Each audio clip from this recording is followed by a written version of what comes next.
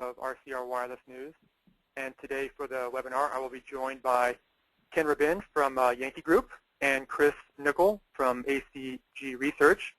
And we'll be taking a look back and perhaps comparing some notes from last week's, seems like a year ago, last week's Mobile World Congress event in Barcelona. I know many of you probably attended the event, and probably even more were not able to make the trip, but seeing how this event is kind of a big event on the wireless schedule and one of the larger wireless specific events on the calendar, we thought it would make sense during this webinar to take a look at a few of the important trends that came from the event. The plan for this 1-hour webinar is to spend about the first half or so discussing the big trends that the three of us took away from the event, and we'll try to leave the last portion to answer questions from those of you listening in. And again, for those who are listening in, if you want to ask a question, there is a question tab in the GoToWebinar control panel there. If you should be able to type in a question there, and our plan is to try to get to as many of those questions as possible during the question and answer portion of this call. But for those that we don't get to, please feel free to send some of those questions into us individually. Here on the screen, you should see email addresses for both myself, for Ken, and for Chris. So please feel free afterwards if you have any follow-up questions to send those along to us, and we'll try to get to those as well. As I mentioned, one of the voices you're going to hear on this call today, besides mine, will be that of Ken Rehbehn from Yankee Group. Ken is, go to the Yankee Group slide there. Ken is a principal analyst with Yankee Group's network research team. Ken has more than 25 years of experience in telecom space, which I won't comment about his age at this point, but he has a history at Alcatel-Lucent and also at firms Krill Analysis and companies Magisto Systems, Visual Networks, GT, Telenet, Sprint, and Netrix. Also, the other voice you'll be hearing on the call today will be that of Chris Nicoll from ACG Research. Chris has more than 20 years of experience in telecom space and is currently the principal analyst for ACG Research's mobility service.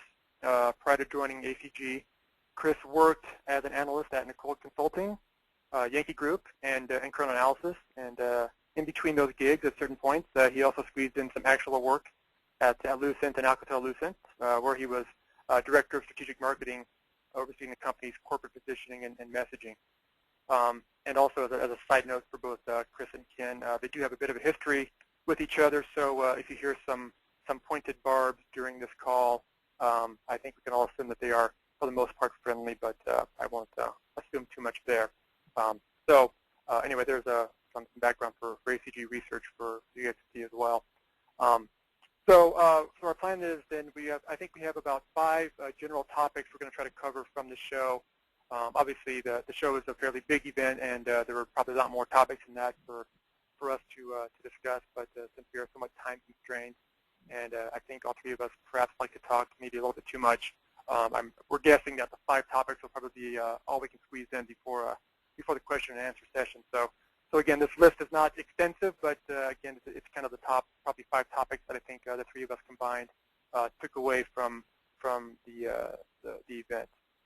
And again, I want to remind everybody too that if you do have questions during this, to please use the question tab there on the GoToWebinar control panel, and we'll try to get to those towards the end of the event. So anyway, to get this thing kicked off, we'll start off with our first topic here, which I've labeled very clearly as topic number 1, which is kind of a big focus at the event on small cells and also on Wi-Fi offloading. And maybe for this first topic, maybe we'll kick it off with I guess from Ken. Maybe Ken, get your opinion on this topic and kind of what you saw at the event when it came to kind of the focus on some of this non-macro cell technology for wireless networks. Hey, Dan, thanks. Thank you for the wonderful introduction. It's great to be with my friend and colleague, Chris Nicoll, to reflect back on last week's activities. What a whirlwind week. I think it was one of the best Mobile World Congresses that I've attended since going there back in the days when it was called something else in Cannes. Crazy week. I had meetings with more than 30 vendors and operators for a total of more than 40 separate meetings, and that did not include the various cocktail hours, social events, and just get down type activity in Barcelona. Great week. Yeah.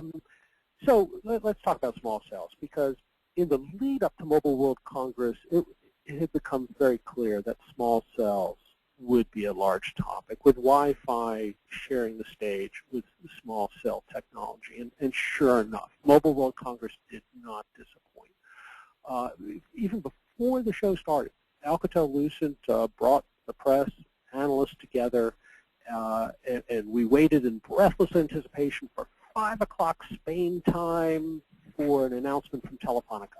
They lit up the FIRA. The FIRA is the location where the conference is held. It's a fairly large facility. They lit up the FIRA with radio waves coming from an Alcatel-Lucent cube, deployed in the form of a metro cell, i.e. a small cell, for the event, and supported by a macro LTE system in sites around Barcelona. So it actually gave us an opportunity to taste these small cell deployments in a fairly live environment. Great experience. Telefonica provided tablets to analysts to get an experience with the technology. A wonderful stage.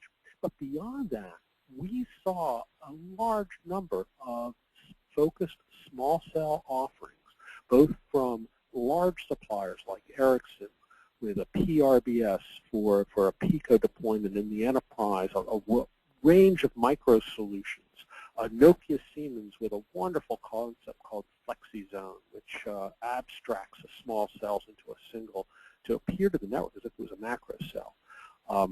Tremendous creative thinking on the part of Nokia Siemens, as well as other best-of-breed players such as PowerWave, IP Access, and other suppliers out there. So a strong theme through the show, a lot of great announcements, and talking to the operators, increasing comfort with it. They're still, the operators still realize and appreciate the challenge of injecting small cells into macro networks. This is a non-trivial activity that calls for backhaul solutions that are still forming, and it's a lot of landlords that you have to engage with. That means that the legal teams will be busy penning contracts with venues. So great stuff, and I think we're going to see even more going down the road.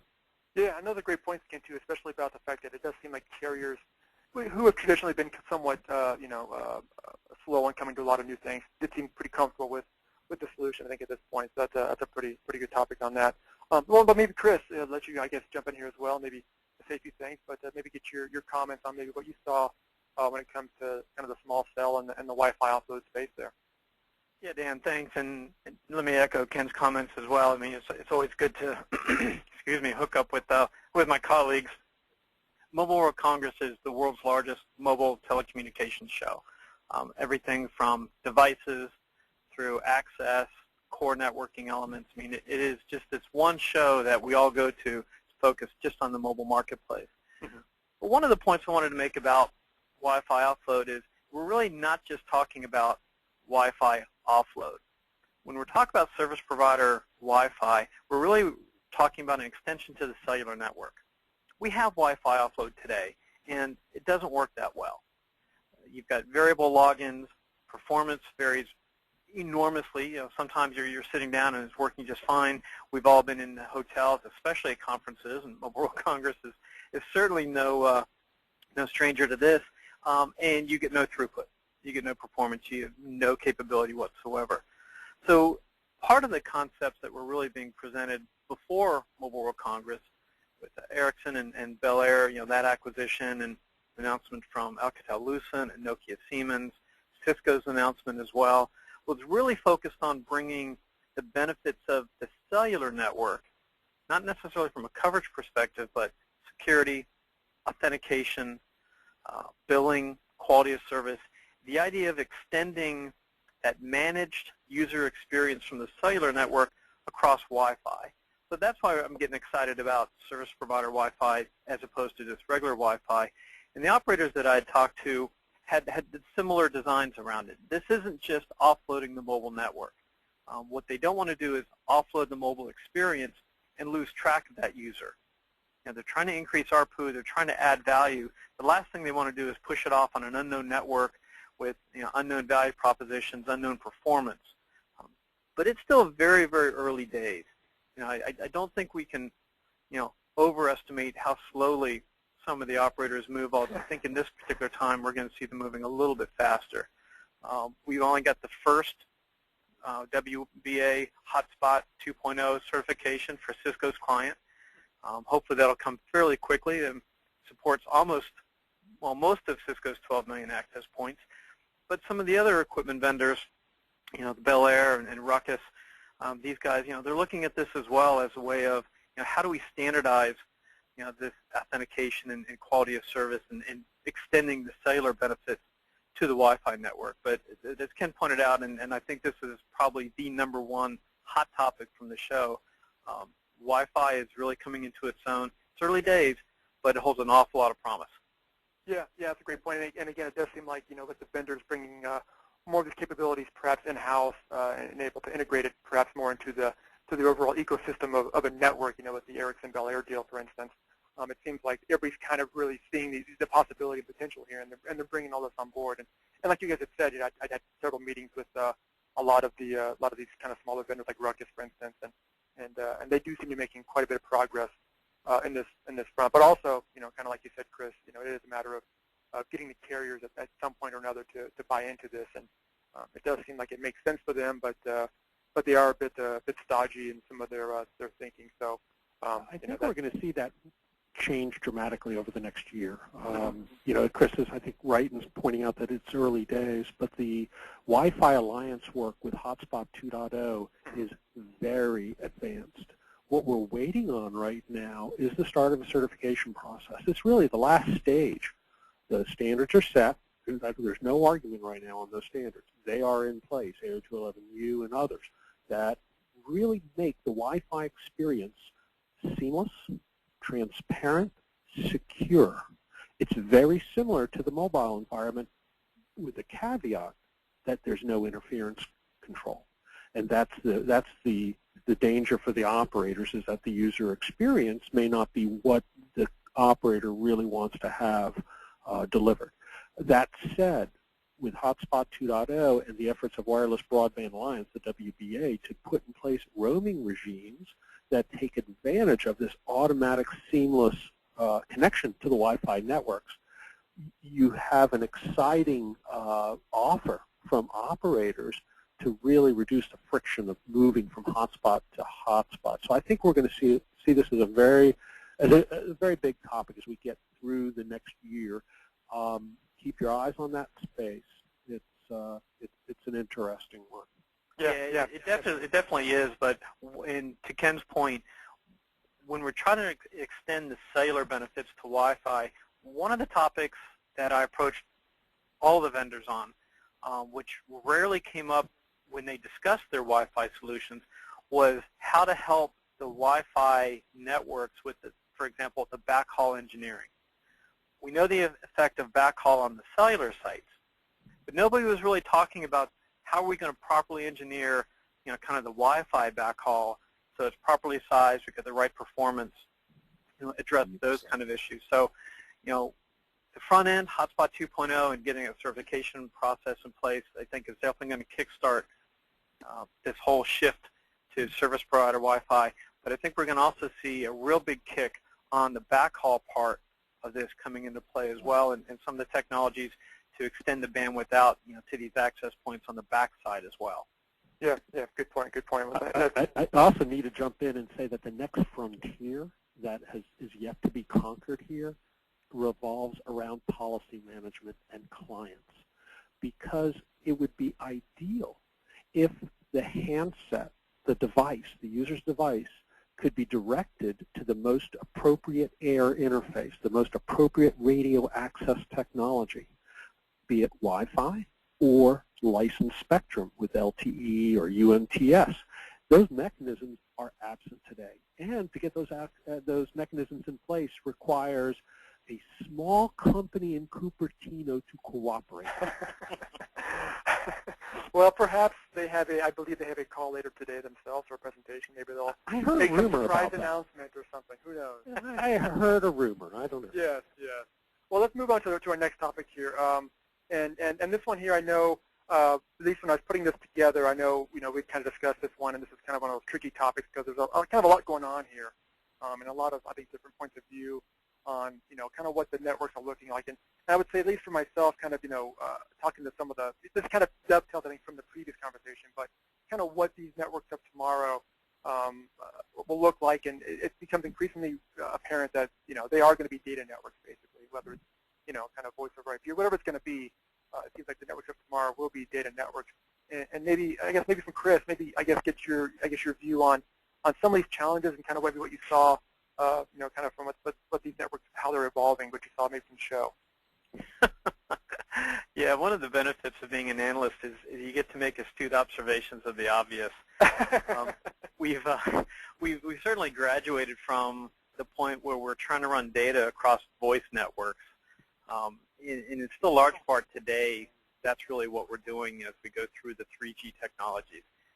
We had networks really set up primarily to handle voice calls, a lot of circuit switching, a lot of deterministic performance, and we kind of bastardized the services to push data over it. And we're finally getting to the networks with 4G, the 3GPP architectures, where voice has taken a back seat.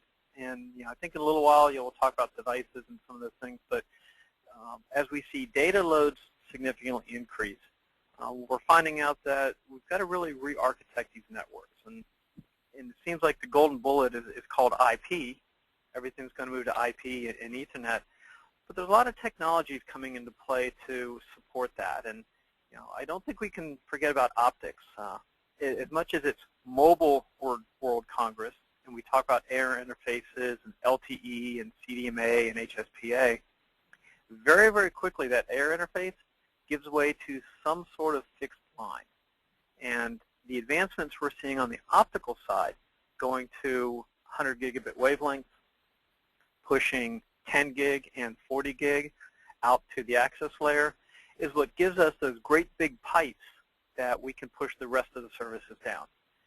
We'd love to talk about the speed of LTE and 4G, 40, 50, 100 megabit connections, but we'll quickly run into a bottleneck if we're not able to architect the rest of the network to support the data load.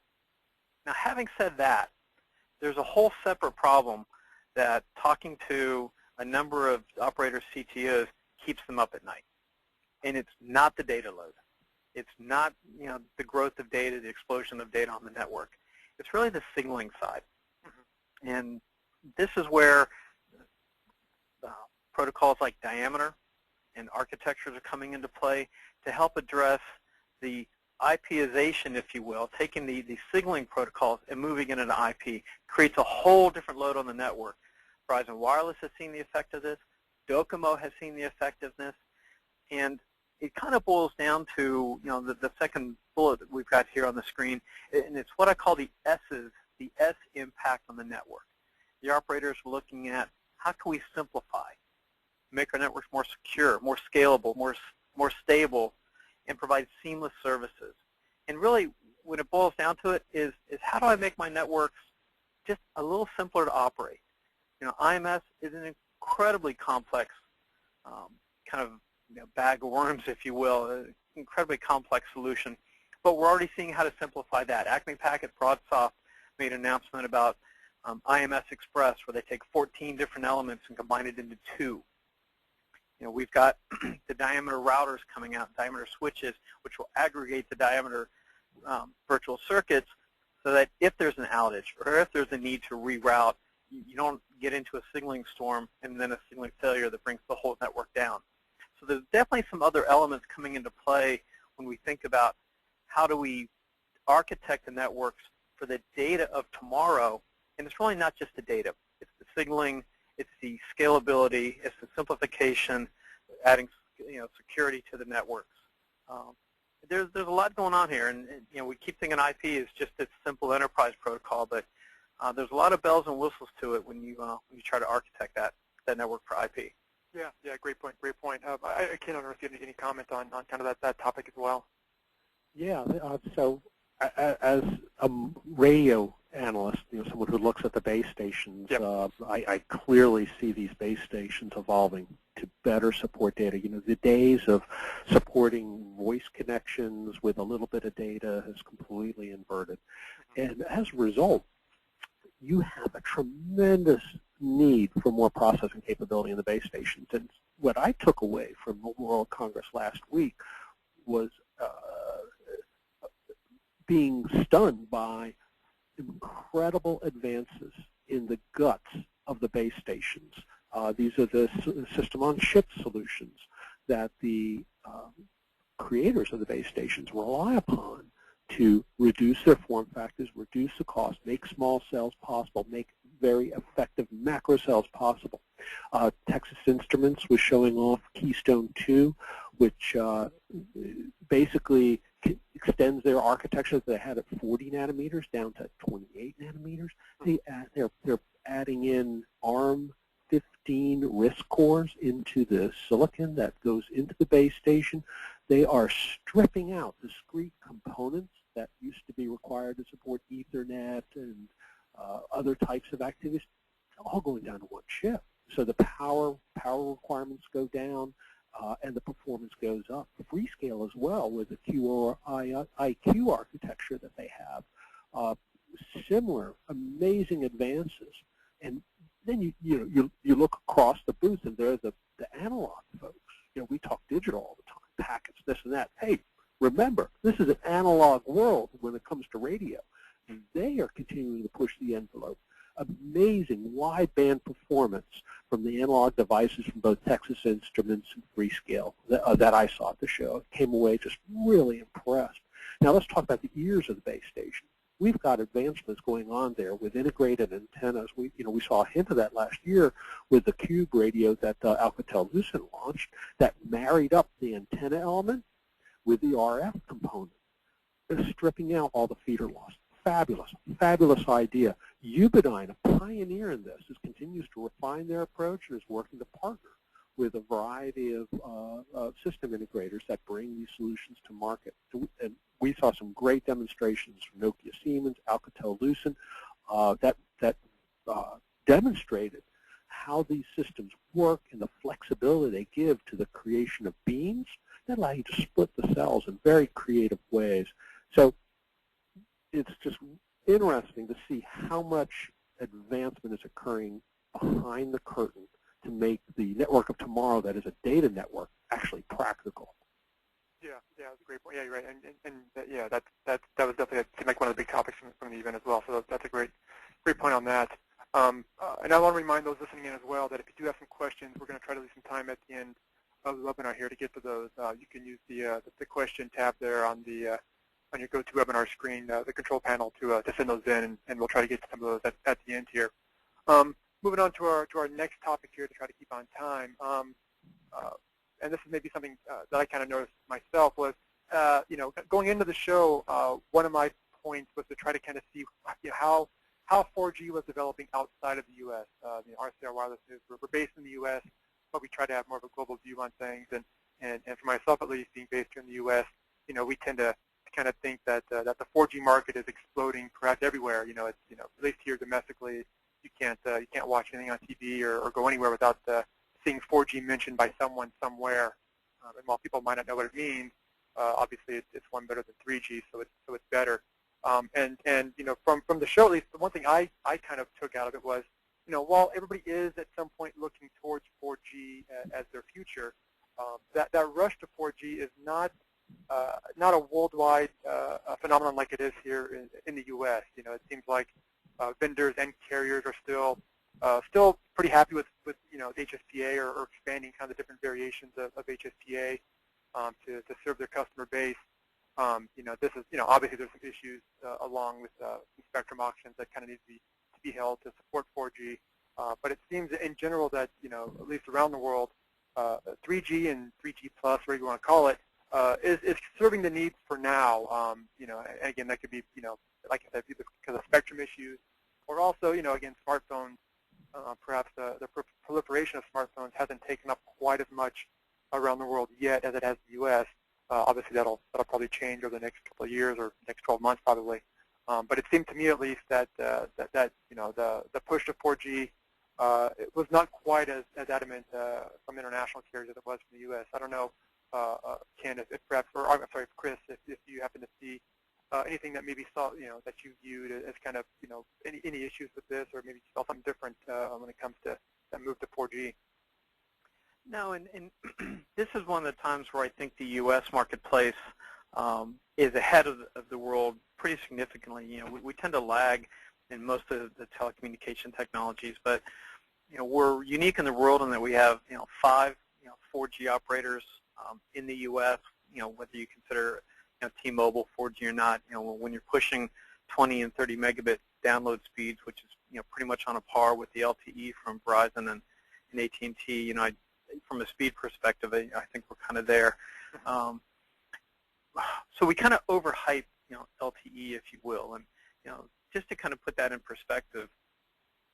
Last year, one of the analyst firms, kind of early in the year, was expecting we'd close out 2011 with about, I think they were saying 15, 16 million LTE subscribers worldwide. Mm-hmm. We actually hit, about 10 to 12 as of January 2012.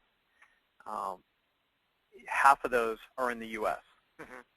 So, we've got kind of a skewed view of what LTE is, for North America. So when we take a look at HSPA+, for example, as an alternative technology or as kind of the primary technology for most of the markets, we realize that going out to, say, 2015, HSPA and HSPA+ is the dominant technology across Europe, primarily Asia-Pac as well, depending upon how quickly, kind of China and India get moving. Mm-hmm.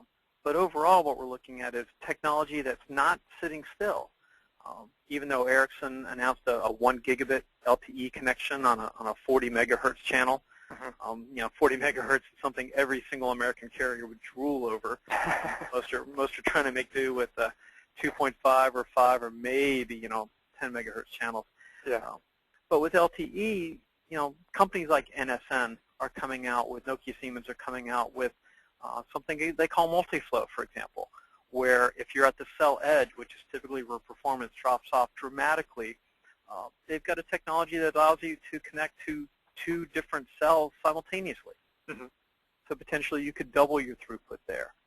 With HSPA+, we're looking at speeds, today on, for example, even T-Mobile's network, which are in the, the low 20 megabit range, which I think people who are streaming video or multimedia are going to be pretty happy with. But the standards are already above, for 168 megabit services. Now part of it uses, MIMO antennas and dual carrier, which may or may not be practical for, different types of devices. But we're certainly looking at the extension of HSPA and HSPA+ to cover, particularly globally, more of the rural areas. Mm-hmm. LTE use in the dense urban centers. This is TeliaSonera's strategy. In the Nordic countries, Telstra in Australia is doing the same thing, using LTE downtown, but HSPA+ to cover the broader areas. The inner working is being supported by companies like Nokia Siemens and Ericsson and RCR Wireless. Talked to Qualcomm about the chipsets for HSPA+ to LTE inner working. These things are certainly coming along. And the other thing we've got to realize is the U.S. is also extremely unique when it comes to smartphone penetration. Mm-hmm. All of the LTE networks around the world really launched with dongles. TeliaSonera got their first LTE smartphone late last year. I think Telstra is in the process of launching their first LTE smartphone. Just take a look at Verizon. Verizon today has more LTE smartphones than, and this may be overstating it a little bit, but pretty much every other carrier in the world combined. I think that's about right. Pretty close there, pretty Yeah. close. So, Yeah. you know, HSPA Plus is not dead by any stretch of the imagination. It's going to be around, and it's going to be the dominant technology for a long, long time outside the U.S. Yeah, yeah. I don't know, Ken, if you had any I guess, view on kind of that move as well. Yankee Group definitely concurs with that. Our projections going forward show a fairly modest ramp for LTE subs through 2015. You know, it's growing pains for a new network technology. Yeah. It requires a virtuous cycle to kick in, where first there must be a network. Yeah. Absolutely, must be a way to communicate with users, and the network needs to be scaled fairly broadly. Secondly, you need devices. The device vendors don't make the devices until they see that network, and they start small with a handful of devices. Well, third, you need users. Users start buying those devices. Well, you know, once that's in place, now their friends and family get excited about the capabilities they see, and so the device vendors get happier about making devices, and the snowball starts, and that's it'll take time for it to go. But I don't think we should minimize the extent of LTE arriving in markets like China, where China Mobile is in a serious competitive deficient situation that just demands rapid, extensive LTE rollout to begin to capture back the market share that it's lost as a result of having to operate TDS CDMA. Likewise, you see in Japan operators that intend to be, they want to be disruptive in the marketplace. Perhaps there are CDMA operators that want to wrest share from Docomo. You're seeing KDDI cut over. I was in Japan visiting SoftBank with their TD LTE deployment. Just very aggressive efforts, well supported by the vendors out there in the space. And don't forget Korea. Korea has always been the birthplace of innovative, demanding data use, putting the U.S. to shame almost always, regardless of what, how we're doing, it seems. And they're moving pell-mell towards LTE networks with strong augmentation from Wi-Fi. So yeah, the LTE ramp will be slow, but believe me, it will be steady. Yeah, good point. Good point. Well, it's always good to kind of get that international perspective to kind of clear the minds of the marketing that we get here in the U.S. So again, like I said, that was kind of one of the big things I took from the show was that like you guys were saying that it'll come, but it's just going to be a little bit slower perhaps overseas than here in the U.S. So let's move on to our next topic, kind of speaking of devices to an extent. I guess devices, I know at least for, the strange thing for Mobile World Congress always seems to be that it is a month and a half or so after the Consumer Electronics Show, which tends to be the big device blowout of the year, really. I mean, that's when everybody kind of throws all their stuff out there that they're going to launch for the year. And so, Mobile World Congress tends to kind of fall back to being perhaps more of a network show or technology show. But there were some device news there. Nokia and Microsoft obviously are trying to kind of put their heads together and become a legit number 3 in the OS space, I guess. The Korean players, Samsung and LG, seem to be finding niches everywhere for their phones. The Chinese vendors, ZTE, Huawei, made a pretty big push at the show as well. And there's always, any conversation with devices always tends to have at some point or another an Apple component to it as well. And so maybe I guess get from Chris, I guess your point of view on kind of what you saw or didn't see perhaps from the device space at Mobile World Congress. Yeah, thanks. It's interesting. I was at CES for the first time, this year, and really was overwhelmed at just the impact of connected devices and a lot of smartphones, of course, an awful lot of tablets, but other devices as well kind of coming into play. So kind of by the time you get to Mobile World Congress, I think as you're pointing out, it's not as much a show to launch new devices at as it is to kind of take a broader picture and look at some specific things in the marketplace. But there were some definite announcements that came out. You mentioned Nokia and Microsoft, and certainly since CES in Las Vegas earlier this year, we've kind of been keeping an eye on this. And I think this relationship falls somewhere between a match made in heaven and a shotgun wedding. Neither really had a whole lot of options, but both can be absolutely formidable competitors. In the U.S., we don't think a whole lot of Nokia. I kind of refer to to my kids and their friends, and I did just an informal poll of what they think of Nokia, and the feedback was, kind of cool phones, but I don't know anybody that has them, kind of thing. Yeah. So the cool phone aspect, I think Nokia is really happy with, and say, okay, we have cool phones, but now they got to build up that brand. It's really going to be a matter of how deep they want to go into their pockets in order to be competitive with Android and Apple. I've actually been using the Lumia 800, which is on the Windows Phone 7 platform, and I mean the device itself is kind of the antithesis of the Samsung and Motorola, 4.3-inch screen smartphones. It's small, it's heavy, I mean, it's pretty substantial. Been very, very pleased with the OS. It's just so easy to use. So when we look at, is there a possibility for a third alternative? I think so. Partly what came out of Barcelona when, talked about Nokia and what they're doing, just to kind of focus on them for a minute, they kind of went both ways with the devices. So they launched an 808 with just an absolutely amazing 41 megapixel camera. I mean, think about 41 megapixels. I got a brand new SLR, and it's 16 megapixels.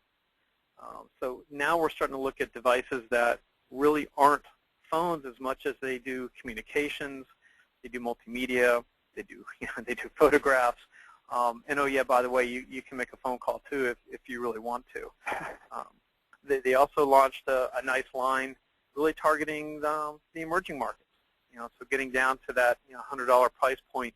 And here you're not necessarily talking so much about smartphones as you are kind of smarter phones, kind of for those markets. So I think the challenge is going to be, when I look at innovation on the device side, I still look to see what Samsung is doing.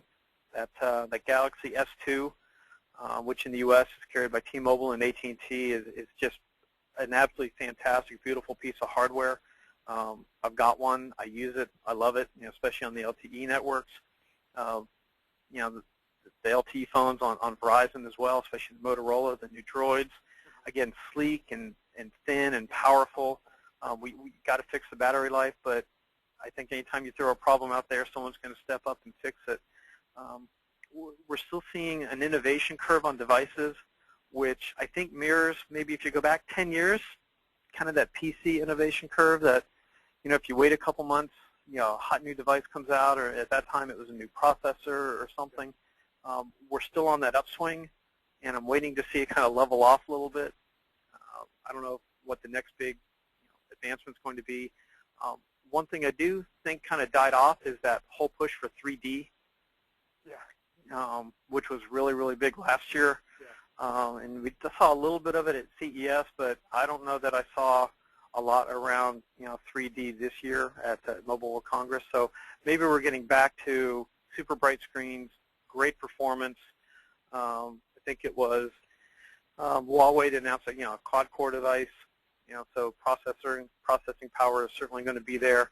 And as we ramp up these data channels, if we do get to 50 or 100 megabit channels, I talked to a Nokia representative. He said, today there's not a phone on the market that can handle 100 megabit download. Because you got to process the data, you got to display it, you've got to do something with it. So there's some challenges on the device side for keeping up as well.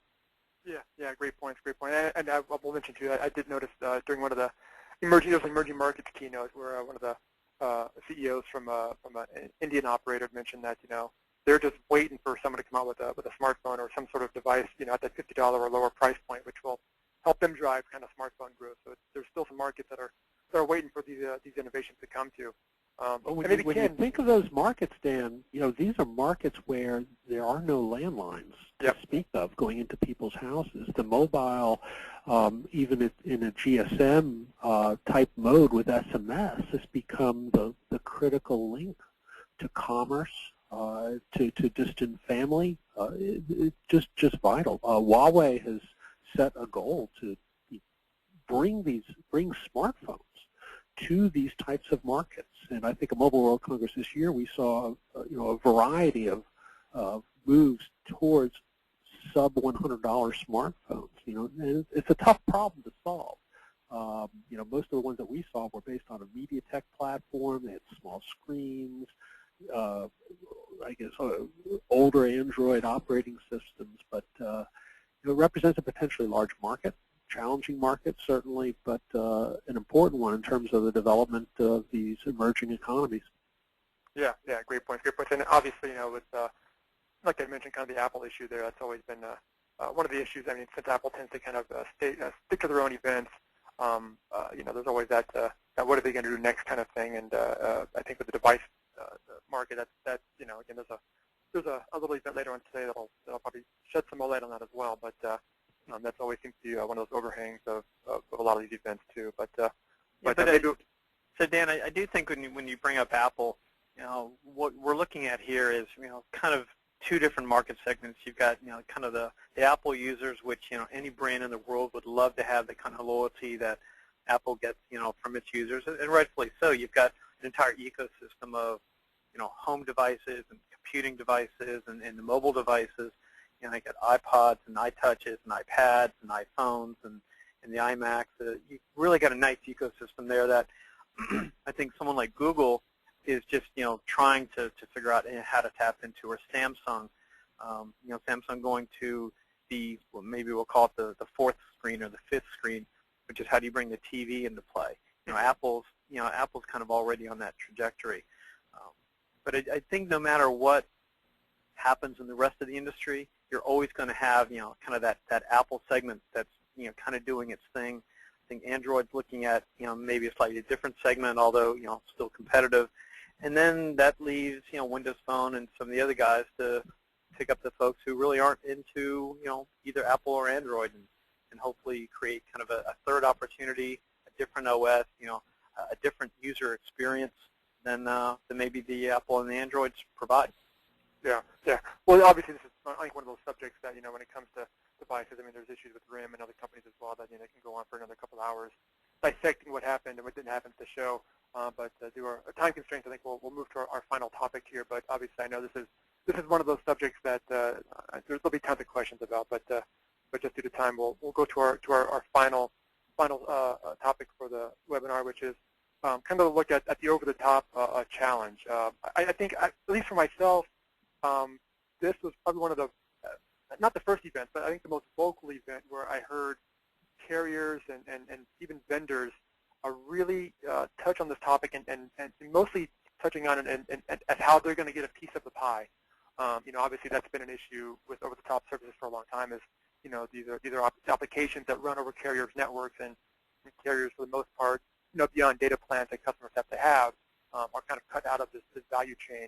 And it did seem to me that most of the people I talked to, whether it was carrier or vendor, kind of brought up this topic of trying to spread some of the costs, I guess, around, but also some of the return of these over-the-top opportunities. And I don't know, Ken, if you saw maybe a different point of view, or kind of what you saw when it came to the over-the-top challenge that all these the industry is facing right now. I see a lot of vexed folks at the operators. Yeah. I see a lot of vendors freely talking about, oh, well, we'll solve this problem, but you don't see solutions that are really tractable in a way that they can be deployed realistically, be embraced by over-the-top suppliers to participate. It's a difficult situation. A couple of years ago, Alcatel-Lucent announced or described the concept of high leverage networks and application enablement. And to their credit, they've stuck with that message. Even last week, they raised it again. But certainly you can apply policy in a network, but when you start opening up interfaces, it becomes a challenge for the entire community. You have to have some consistency across the industry, and that calls for standards that the over-the-top suppliers can work with in order to create a viable ecosystem. And I think this is coming. I think GSM Association is starting to look at this and start driving some initiatives along these lines. I think it's something that needs to move with much greater urgency.